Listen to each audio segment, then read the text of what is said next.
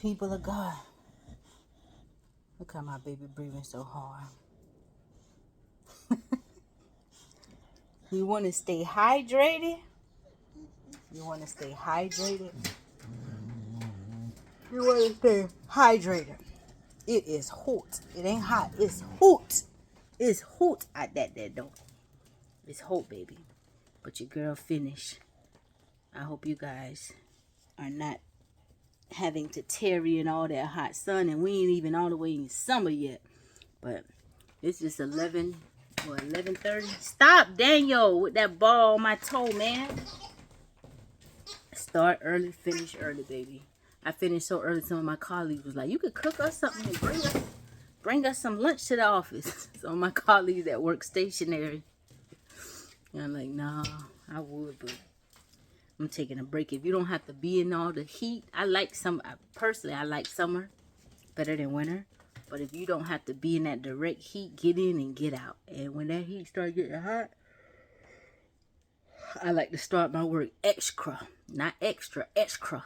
I got some of those country folks say extra early. I start extra early if I could beat that heat, because it's really, really hot.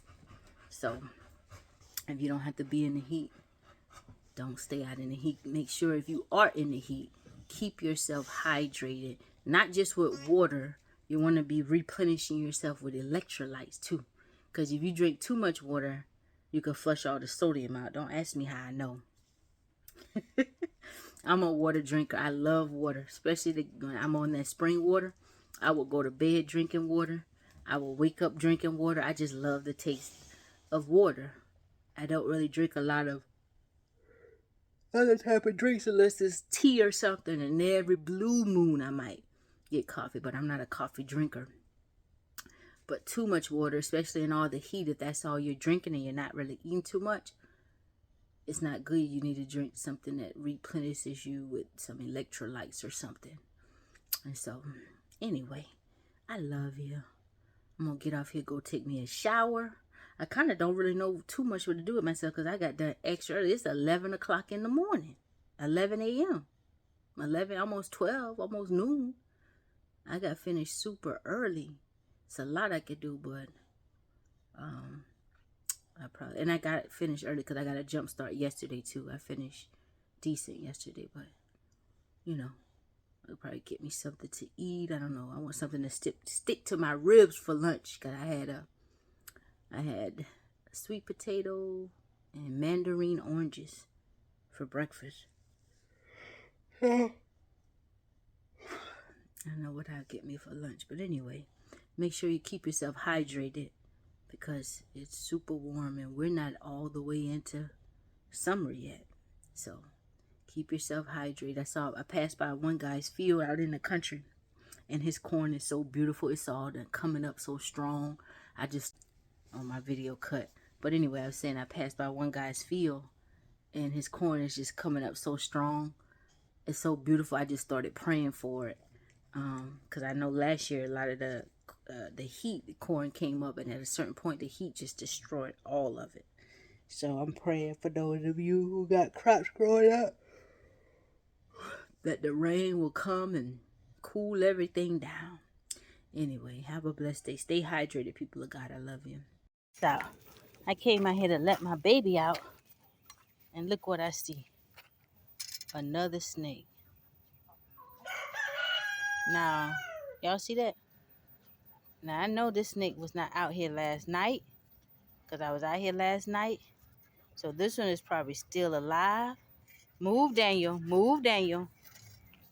So I'm glad I got all that net down there.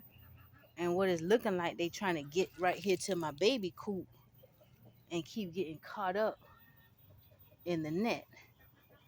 So I think this one is still alive. It's stuck down in there. But I'm going to cut the head off it. But what I told you in the last video, the enemies get themselves caught up in it. Look at them. Caught up in there. He's stuck too. Yeah, he's alive. See him moving? Look at him moving. He ain't dead yet. He about to die now though. Look at that tail. He trying to play dead. Look, see it move? He trying to play dead. I'm about to cut the head off the snake.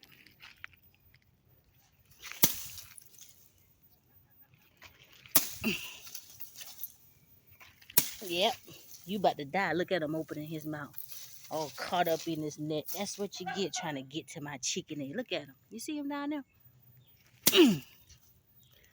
Look at him. He dead now, baby. Can't hardly see him in it. See that mouth open up?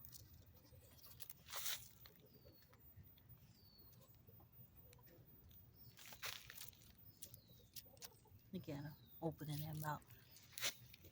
Oh, I cut him right there.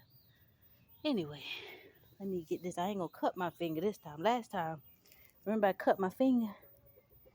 Right here, I split this. This was a bad cut. I had the machete in one hand and the snake catcher in the other hand. And I was trying to get him out, the other snake out. And I didn't realize I had cut my finger till I saw the blood on my hand. I was like, oh, the snake bleeding on me. But then when I look at my finger, this actually was a deep cut. It was split open. I thought I was going to need stitches. But I cleaned it out real good. And then I tried to close it up. And I put this thing on it, try to hold it. Because every time I bent it, it would open up. It would have a hole. So I was like, yeah, this is going to need at least 2 or 3 stitches or something. But I prayed over it because, our God heals us. If I could just get it closed, that's what I figured. I kept saying, if I could just get it closed, it'll be all right. See how he done moved that tail all the way over there? He ain't dead. He still ain't dead. But he gonna die. He dying slow. But anyway, I figured if I could just get it closed up. And so I closed it up with a Band-Aid and for one whole day. And then I knew it had to get air. So I started taking it off. I was at home. I started taking the Band-Aid off so that it could get some air. And then once it started growing a scab, I was like, oh yeah, I'm good. So I just kept taking it easy with it. But God made our bodies to heal themselves. If we just eat right, put the right thing in it. And sometimes we have cheat days. We don't always eat right, right? But anyway, let me get off here and go ahead and get this snake up out of my yard. I'm glad I came out here before I took a shower because I would have been like, I do not feel like messing with no snake today. I don't like snakes. But anyway, another enemy all caught up. Look at him still down there moving. He ain't all the way dead yet. He gonna die today though. This joker is tangled up in that net pretty good, and I don't want to throw this net away because I like to keep this net down here so that if another one comes, it can get tangled up too. But keep my net right down here. I think if I just could get him, this piece right here is what's really got him. If I can just cut that right there, then I should be able to pull him out. Cutting that darn net. Look, I accidentally done cut myself again on the same thumb. But this time it ain't that bad, so just gonna rinse it off, and I ain't even finished cutting the net yet. Oh well. Sometimes you get rid of the enemy, you might end up with some scars.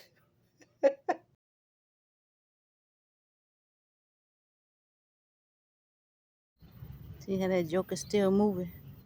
This is why anytime you see a snake, you want to always cut the head off that joker. Slice that head first.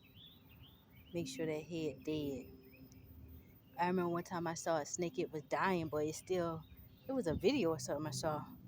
Because the head was still alive, it curved back around and it bit itself. It was a bad bite too. It could have been a human. See what I'm saying? See how much life is still in that tail?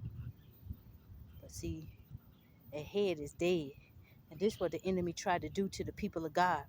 When you got a strong leader, somebody who doesn't fear the enemy, who's bold to speak on or do things or say things, be obedient to Christ, follow the ways that's non-traditional, when the enemy try to come and attack you, he ain't gonna come for the body. See, the body moving around, he ain't got nobody to lead. There's no direction. Why? Because the head is dead. All function in that head has died.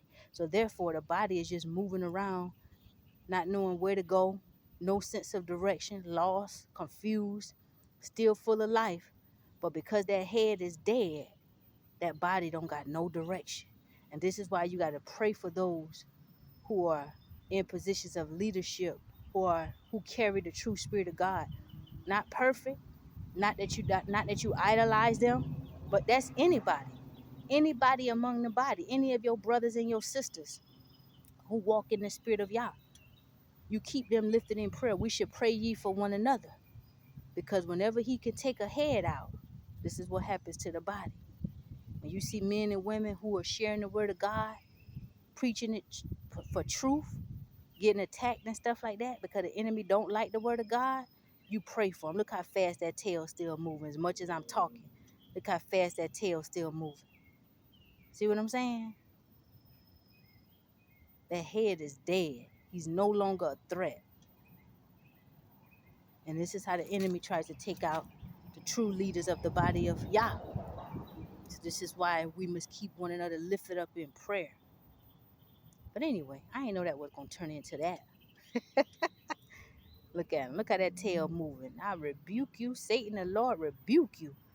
It been real lifeless early. It ain't been moving that fast early, but look how fast it's moving now. Look how fast that thing moving. Y'all better stay away from this property.